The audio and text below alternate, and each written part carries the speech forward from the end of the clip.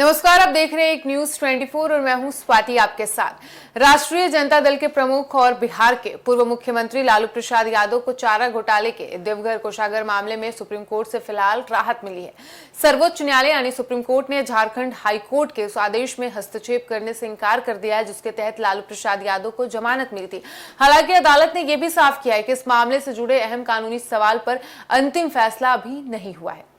Supreme court में सुनवाई के दौरान सीबीआई ने झारखंड हाईकोर्ट के फैसले को चुनौती दी। जांच एजेंसी का कहना था कि लालू प्रसाद यादव की जेल में बिताई गई अवधि की गणना सही तरीके से नहीं की गई है। सीबीआई के अनुसार अलग अलग मामलों में दी गई सजा को एक साथ जोड़कर ये मान लेना कि आधी सजा पूरी हो चुकी है, कानूनी रूप से ये सही नहीं है। वहीं लालू प्रसाद यादव की ओर से वरिष्ठ अधिवक्ता कपिल सिब्बल ने सीबीआई की दलीलों का विरोध किया। उन्होंने कहा कि ये मान लेना गलत है कि एक सजा पूरी होने के बाद ही दूसरी सजा शुरू होगी। उनका तर्क था कि हाई कोर्ट ने अपने न्यायिक विवेक का इस्तेमाल करते हुए जमानत दी थी और इसमें किसी तरह की कानूनी त्रुटि नहीं है। दोनों पक्षों की दलीलें सुनने के बाद न्यायमूर्तियों की पीठ ने कहा कि वो इस समय हाईकोर्ट के जमानत आदेश में दखल नहीं देना चाहती। अदालत ने माना कि इस मामले की मुख्य अपीलें लंबे समय से लंबित है। ऐसे में जमानत रद्द करने पर फैसला देने के बजाय मुख्य अपीलों की जल्द सुनवाई ज्यादा उचित होगी।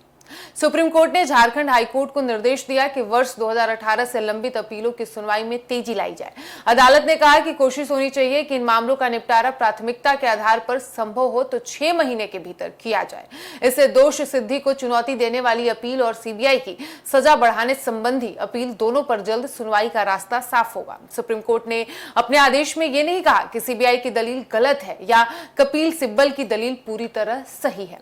अदालत ने केवल इतना कहा कि फिलहाल हाई कोर्ट के जमानत आदेश में हस्तक्षेप करने की जरूरत नहीं है, यानी लालू यादव को तत्काल राहत जरूर मिली है लेकिन मामले से जुड़ा कानूनी विवाद अभी भी खुला हुआ है। देवघर कोषागार मामला चारा घोटाले के उन मामलों में शामिल है जिनकी जांच कई वर्षों से चल रही है। आरोप है कि वर्ष 1991 से 1994 के बीच देवघर कोषागार से लगभग 89 लाख रुपए की अवैध निकासी की गई।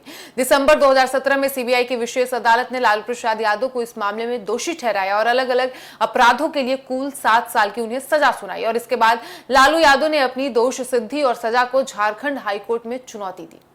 इसके बाद जुलाई 2019 में झारखंड हाईकोर्ट ने लालू प्रसाद यादव की सजा पर रोक लगाते हुए उन्हें जमानत दे दी थी। अदालत ने माना था कि वो अपनी सजा का बड़ा हिस्सा जेल में काट चुके हैं और इसी फैसले के खिलाफ सीबीआई सुप्रीम कोर्ट पहुंची थी। सुप्रीम कोर्ट में अतिरिक्त सॉलिसिटर जनरल ने सीबीआई की ओर से कहा कि हाईकोर्ट ने जमानत देते समय सजा की अवधि की गणना सही तरीके से नहीं की। उनका कहना था कि अलग अलग मामलों में सुनवाई गई सजाओं को एक साथ मानकर ये निष्कर्ष निकालना कि लालू यादव ने 50% सजा पूरी कर ली है तथ्यात्मक और कानूनी रूप से सही नहीं है।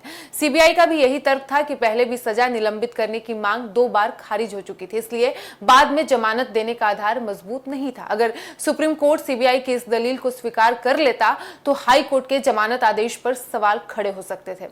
ऐसी स्थिति में लालू प्रसाद यादव की जेल में बिताई गई अवधि की नई गणना होती और उनकी जमानत भी प्रभावित हो सकती थी। हालांकि सर्वोच्च अदालत ने फिलहाल इस मुद्दे पर कोई अंतिम राय नहीं दिया है।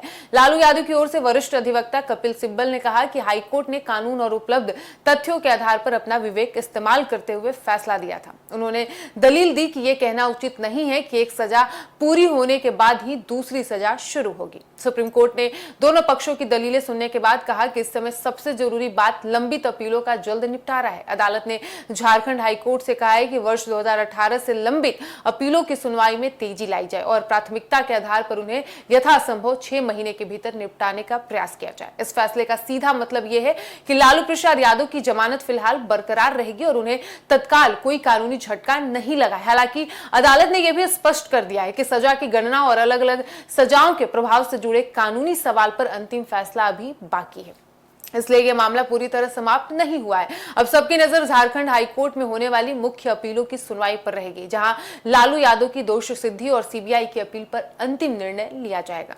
फिलहाल इस वक्त की खबर में इतना ही और ऐसे ही तमाम खबरों के लिए बने रहिए हमारे साथ और देखते रहिए एक न्यूज़ 24। धन्यवाद।